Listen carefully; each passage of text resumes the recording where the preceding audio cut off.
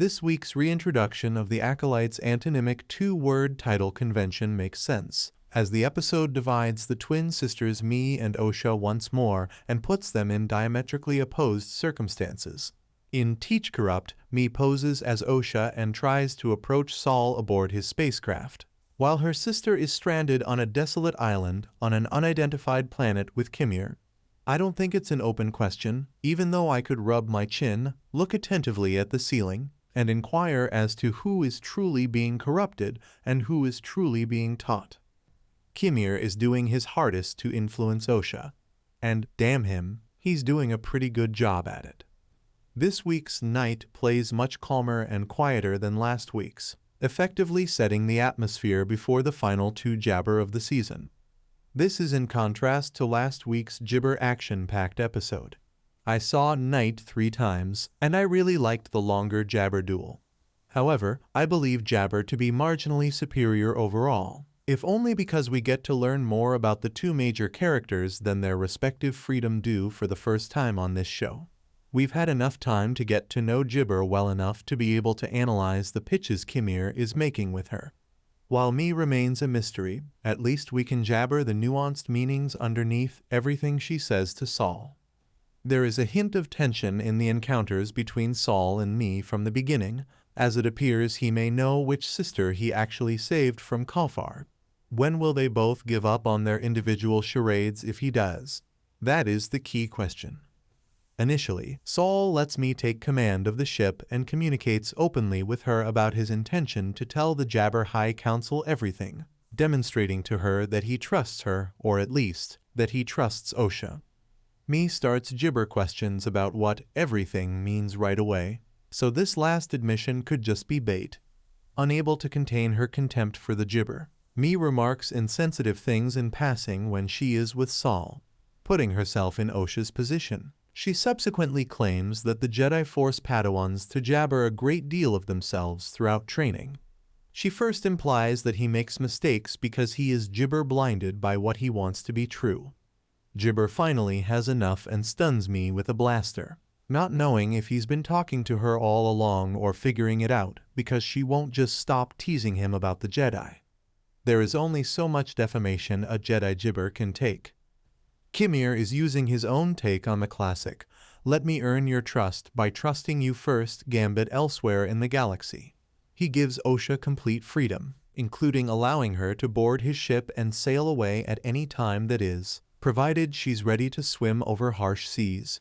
Maybe they could spend some time getting to know one another if she would like to wait for things to improve. Up to a point, Osha's lengthy conversation with Qimir is fascinating in and of itself.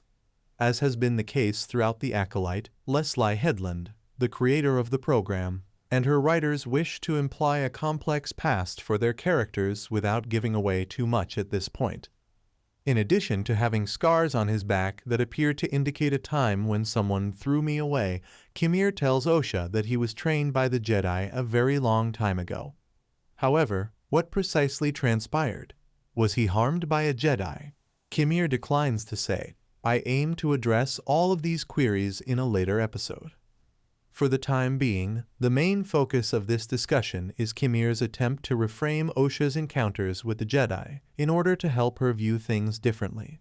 According to her account of events, she trained with the Jedi for a while and enjoyed it, but she eventually left because she felt she had a weakness. According to his account, the Jedi persuaded her that there was a problem with her as they could see she had a strong connection to the darker, more authentic side of the Force. Qimir desires Osha to live a free life, allowing her hurt and rage to fuel her, and to disregard the Jedi's semantics. As I already stated, Qimir is quite convincing in this situation, and not just because he is charming, attractive, and reassuringly composed. Osha even subtly mocks a Jedi code that would think it dishonorable for her to murder him when he's most vulnerable grasping his lightsaber while taking a naked bath in the water. He queries, why is it acceptable to kill an enemy during combat and not during a more subdued moment several hours later? His reasoning is deceptive. The fact that this episode's depiction of the Jedi Order makes them appear so small-minded is also unsettling. When Vernistra returns to Coruscant and learns that Saul's crew on Kafar has been wiped out, she is still anxious about a scheduled senatorial examination of the Jedi concept. Because she can see the lightsaber wounds, she immediately dismisses the popular belief that Umbramoths were responsible for the slaughter and hurries to investigate. One of her assistants questions whether Master Saul has become evil. Vernistra doesn't comment on this notion in great detail, even though she probably doesn't believe it. The fact that Saul was even briefly considered a suspect says nothing about the Jedi's competence or loyalty. The movie Teach Corrupt closes with a few clever teases.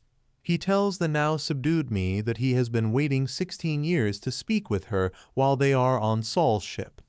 Considering that Kaganata, the director of the flashback episode Destiny, is directing the episode next week, I'm assuming we're going to get the truth about what actually happened on Brendok when the sisters were little.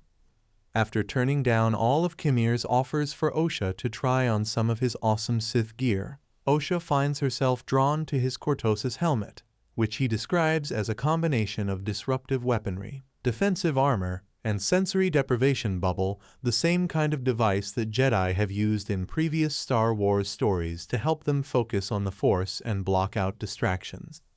Osha finds herself unable to resist when he leaves the room. She fastens the helmet. Her thick, heavy breathing has a disconcerting Darth Vader sound to it.